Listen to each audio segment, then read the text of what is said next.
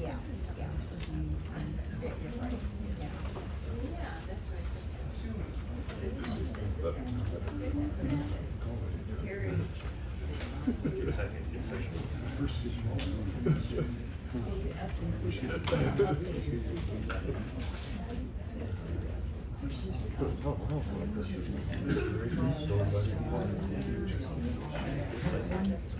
You're right, yeah.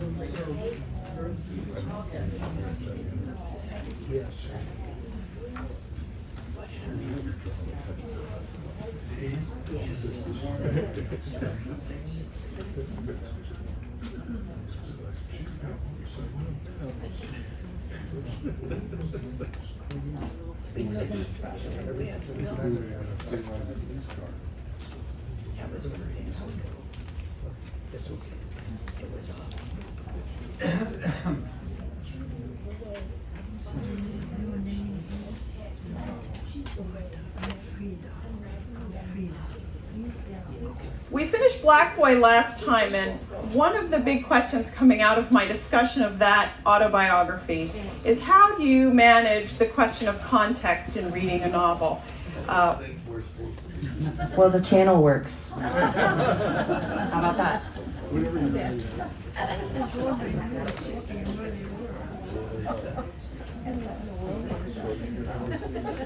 Hello?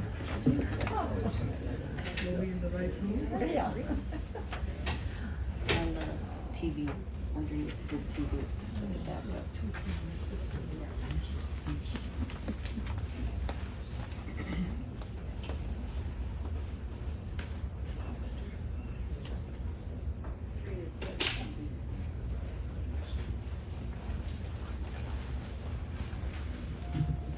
Good afternoon.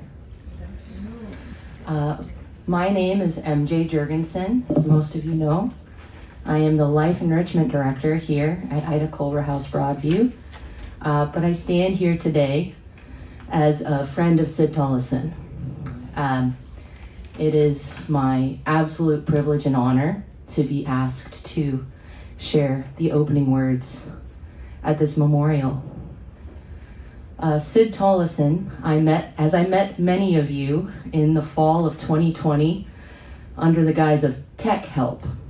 And this was a time, as you may know, when many residents needed technological support. I came to Cyd and Fred's apartment, and I don't remember what we were troubleshooting, but it was something. And when I completed the job, she told me I was a wizard. I accepted the title happily. I said, yes, I am a wizard. A couple weeks after that, she called me again and said, hey, I need help with something else. And this happened for a few months, this or that happening. And again, this is a way I got to know many of you. And over the course of those sessions, we talked about far more than laptops and iPads and cell phones. And I came to really see Cyd and her spirit and frankly felt that very strongly in return. I'll share a brief story. At the last celebration of life, I told a story about a resident who said something to me. This was a resident that was struggling with dementia, and she said a funny comment. She said something about me being a handsome boy or something of that nature. And of course, the punchline was I enjoyed it. I thought that was funny and cute. And once that celebration wrapped up, Cyd Tolleson approached me, and she took me aside, and she had tears in her eyes, and she said, I'm really glad you told that story. It was funny. It gave everyone a good laugh. But the only thing I wish is that I'd told you that first. And we shared a big hug. And that wasn't that long ago. Cyd was brave, and she lived on this earth by her own rules, and it sounds like she went out the same way. And I'm very, very honored to have known her. There are people here who've known her for a long time, and I only knew her for 3 years, and I sure am glad I did. My hope today, as you all share in this memorial, is that we continue to share stories of good humor and memories of this brilliant, bright light of a life that was here on this earth.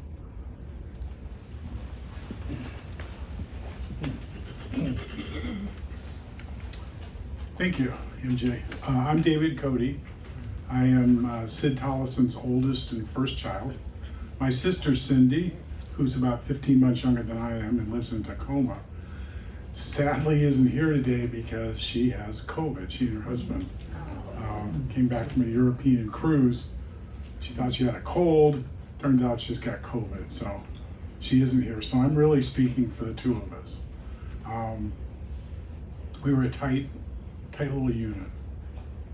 I just, as an aside to MJ's story, I worked in tech for a long time, at different capacities, a couple different kinds of companies.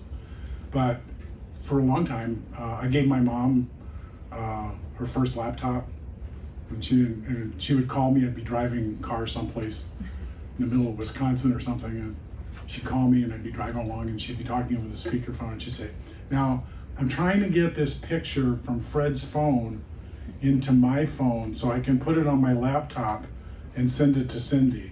But I can't," and I'd be sitting there looking at the screen that she's seeing and seeing it on the windshield of the car. And I'd be like, okay, because she's got Windows, whatever, and so I walk her through it.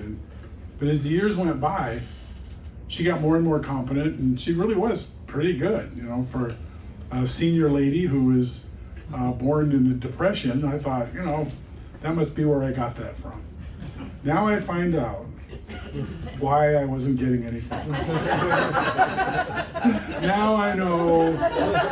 Well, I thought, well, I trained her so well. I'm not sure which is greater, the disappointment that, well, I guess I didn't do that good of a job, or just a little tinge of jealousy. Well, I'm your tech guy. So thank you for freeing up my time and probably giving a lot better tips and solutions sitting next to her than I could do looking through the windshield of a car driving through Idaho or wherever I happen to be at the time. So I've been here for 2 weeks. My wife Jane and I live in Chicago, and I flew in 2 weeks ago tomorrow. I came in Tuesday night when the doctor at UW Northwest said it's time to come. I got on a plane the next day, and I got here about 7 o'clock that night. And I'm here specifically to talk about my mother as a mother, the relationship that my sister and I had with her. And this kind of sums it up.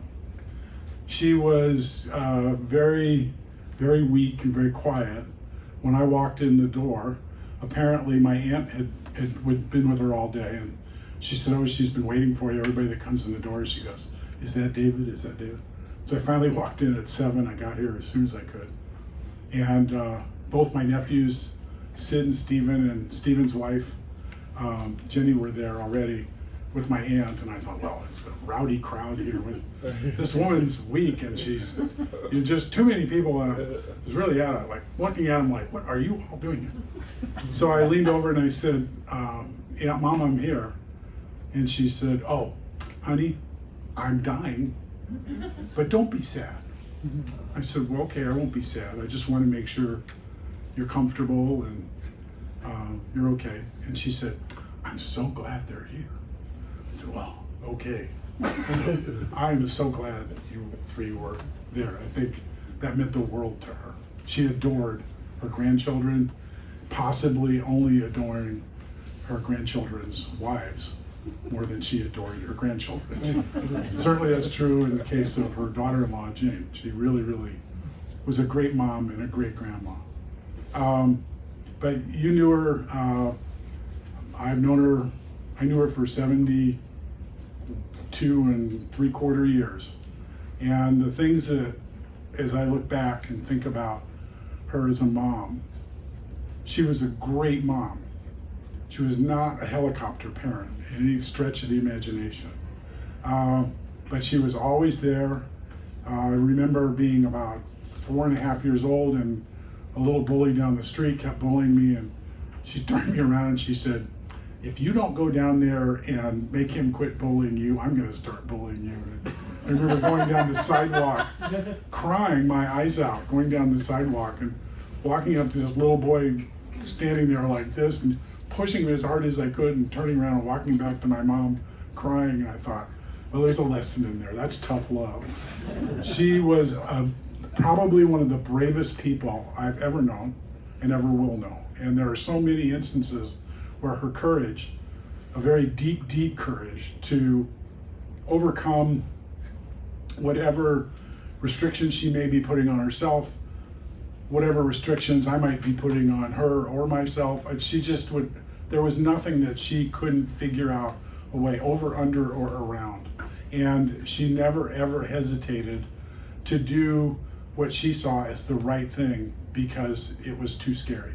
And I'm thinking of many instances of physical courage, but also emotional and spiritual courage too. She was that kind of person.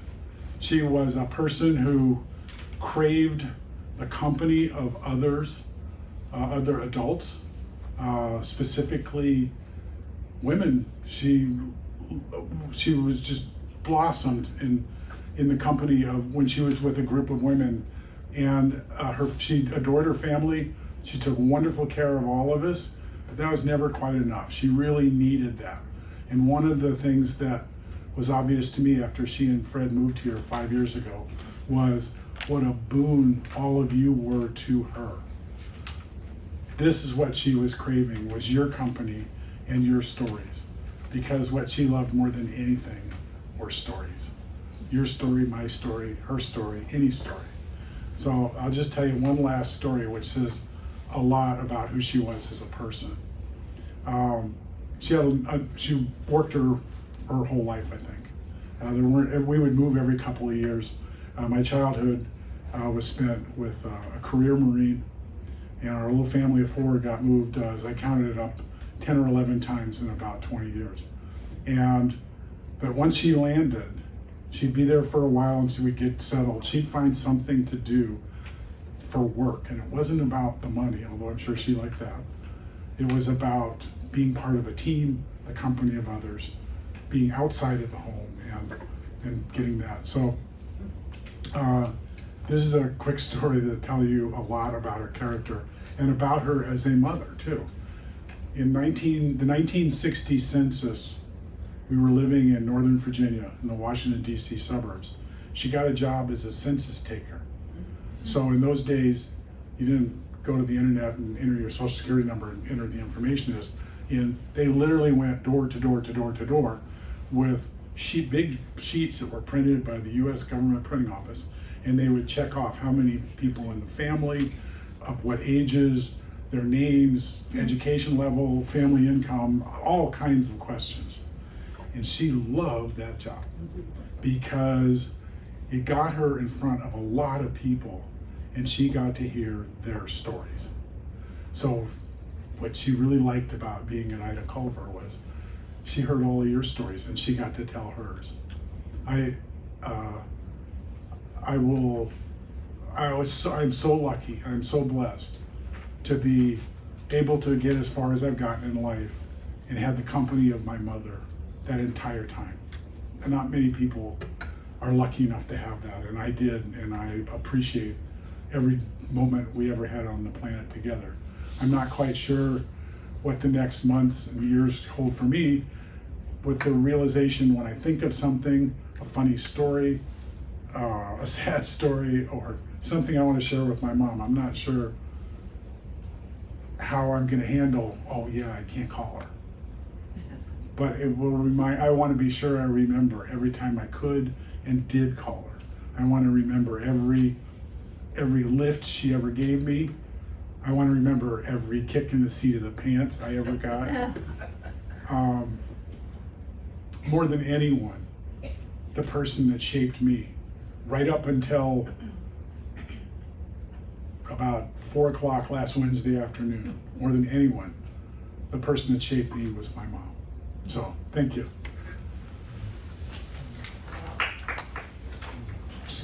Cindy isn't here, so Aaron, my son Aaron Cody, my younger of two.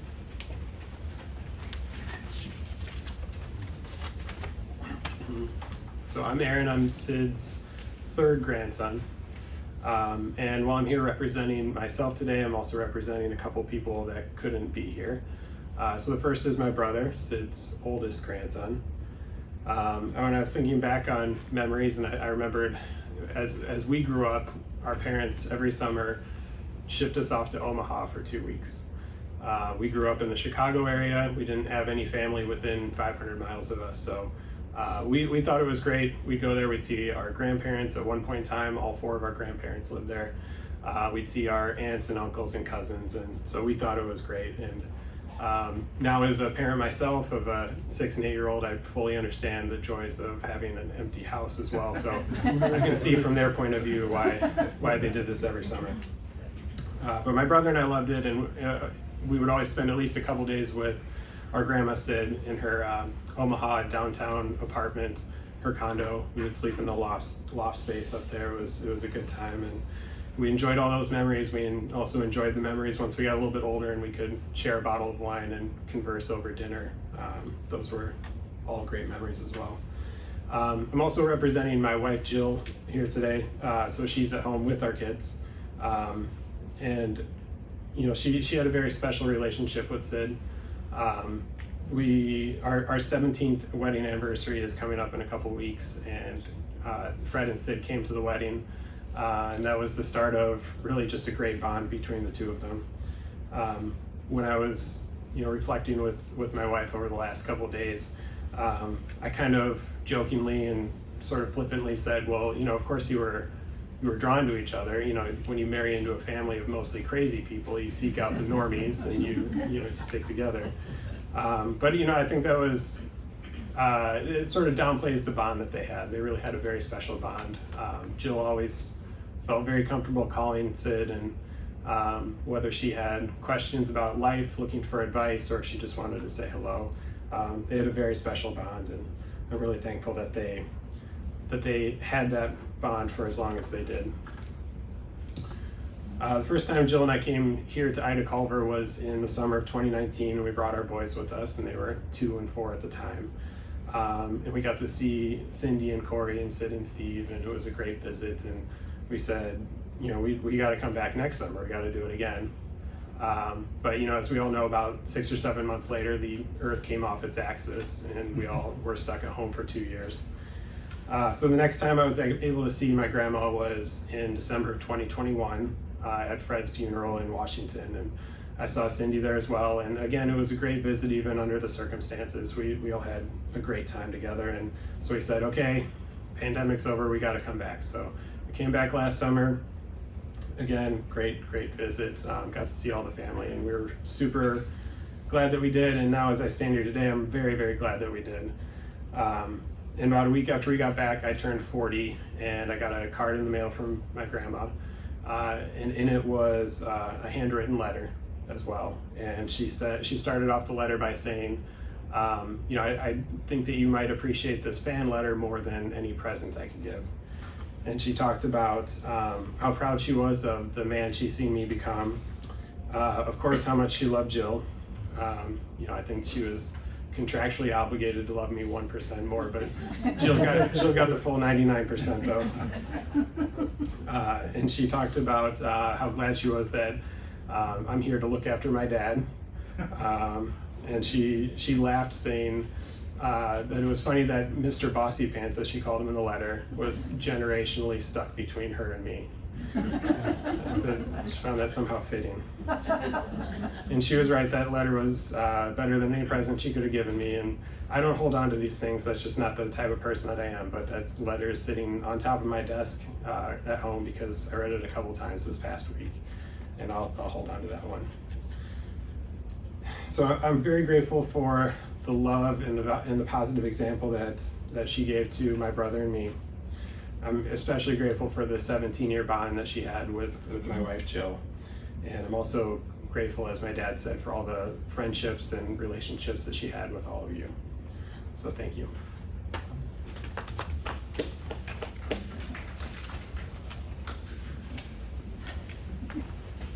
You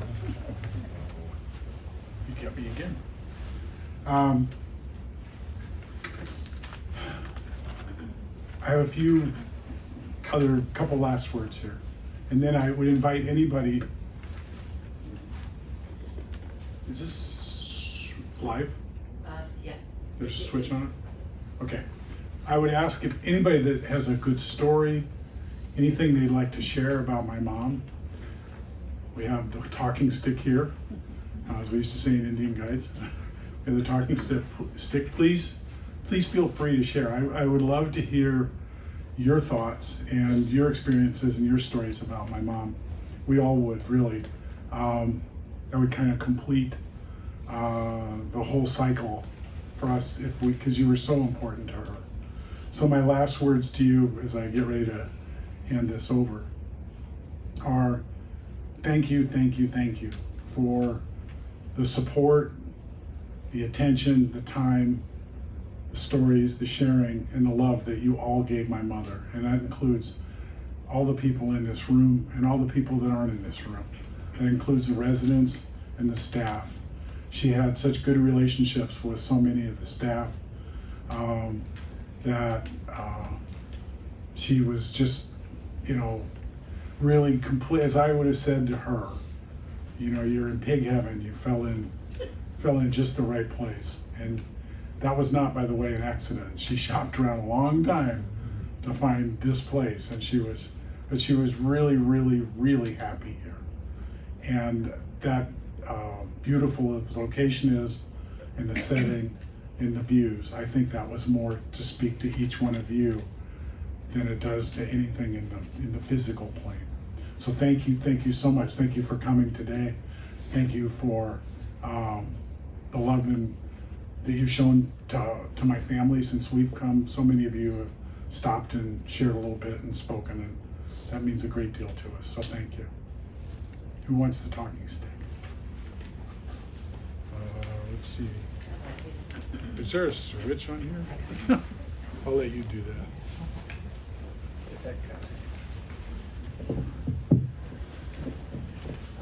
5 years ago, Cyd and I moved to Ida Culver on the same day.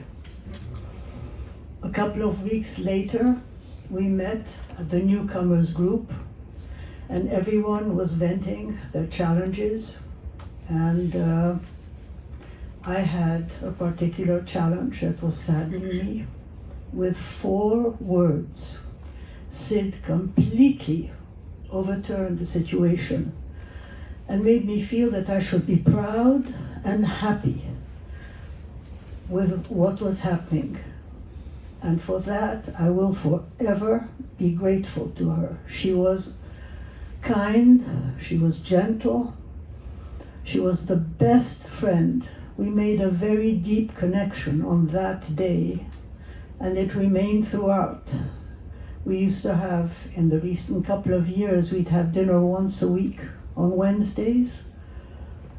And she was a wonderful person, and I feel honored and proud to have met her, and may she rest in eternal peace. Thank you, Cyd.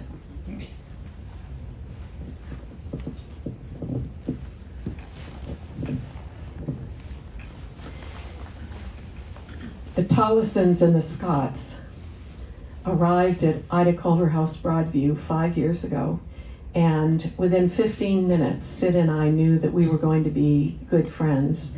It really helped that both of our husbands were Marines and Republicans, and what we didn't know at that time was how special our relationship would prove to be over the 5 years. And we talked at some length about whether it was too huge a risk to make close friends at this advanced age, because you knew that your friendship wouldn't last long because somebody would get sick or move or something like that. But we decided to take that risk, and we had such fun and such wonderful conversations over the ensuing 5 years.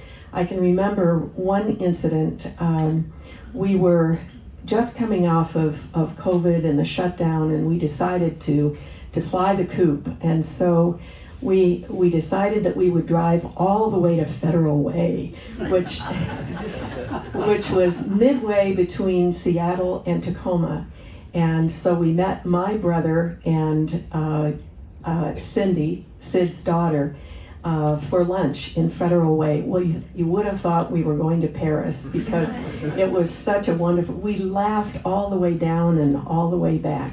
And just before she went into the hospital this last time, we had made plans to go back again to Federal Way. So when Cindy is better, I will go down to Federal Way and we will reminisce. But one of the things that I really appreciated about Cyd is how witty and warm and wise she was. She was an interesting and interested person, and she could talk about just anything. And whether she knew about it or not, you thought she did when you were coming away. And I think that she watched every movie filmed from the time she was born and could remember most of them. At the end of her life, in the months that preceded her death, we probably talked 2 or 3 times a day. We would have dinner and then go back to our apartments, get in our jammies, and talk for another hour or so. And every morning we would do a check-in. We probably missed a lot of Ida Culver House check-ins, but we never missed that telephone check-in. So I thank Cyd. I admire her enormously. I will love her, treasure her, and miss her for the rest of my life. And Cyd, I know you're listening to us, and I want to tell you that I am going to do my darndest to make that Christmas cactus bloom in your honor.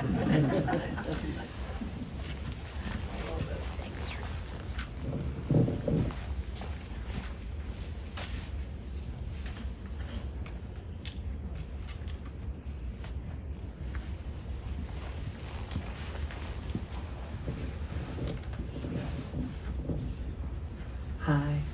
I only knew Cyd for 2 years because that's as long as I've been here. But she was the director of our book club that we formed a few weeks after I moved here. And I got to know her quite well. Not as well as you, Roots, but quite well. I admired her very much. And she led this group with a firm but loving hand.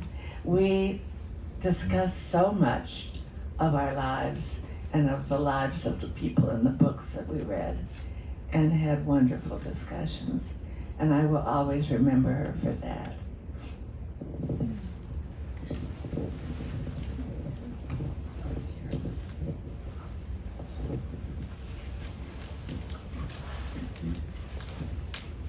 I ate lunch with Cyd almost every day with my 2 friends, Nancy and Carla. And so as I got to know her, one reason I was drawn to her was because of her spirituality. And she told us that she was a Buddhist. And so I would like to honor her with this prayer of protection. The light of Spirit surrounds you. The love of Spirit enfolds you. The power of Spirit protects you. The presence of Spirit watches over you. Wherever you are, Spirit is, and all is well.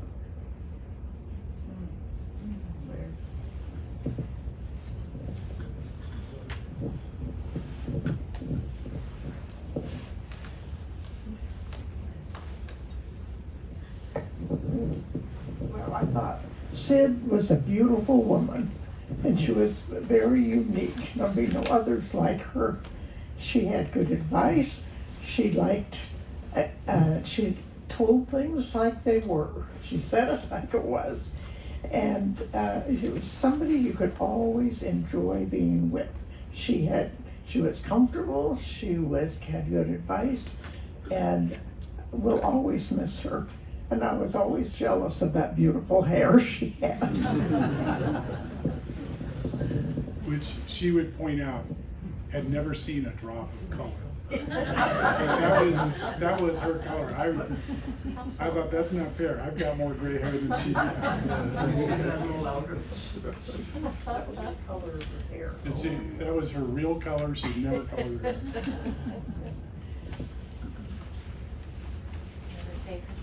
If I can just share one thing you might not know about my mom, or if you do know, then you're very strange. She was 91 when she passed away. And both she and Fred were here for the first 3 years, and then Fred passed away 2 years ago. But they were both ardent, and I do mean diehard, Star Trek fans. They would not, every night after dinner, they would beat a path back to their apartment to make sure that they had their coffee while they were watching some version of Star Trek. And they had, so I would start finding, if I found little tchotchkes that were starship pins or little models and things like that, I'd always find it and send it to Fred or my mom. But she was an absolute Star Trek fan. I thought one of these days I'm gonna be flipping through YouTube looking for something. I'm gonna find a video of a Star Trek convention, and I'm gonna look at it and go, is that my mother? In that costume, dressed as a Klingon? She's just a huge fan of, as I kept saying, stories. But that particular set of stories, that got right to her. So that's something I don't know if she was brave enough to share with any of you or not. I think this concludes our time. We have lemonade and what look like tea, iced tea and cookies and whatever refreshments. So please let's all adjourn out to eat it outside or to the lobby where the refreshments are. By all means, the greatest honor you could do to her is talk about her. Thank you.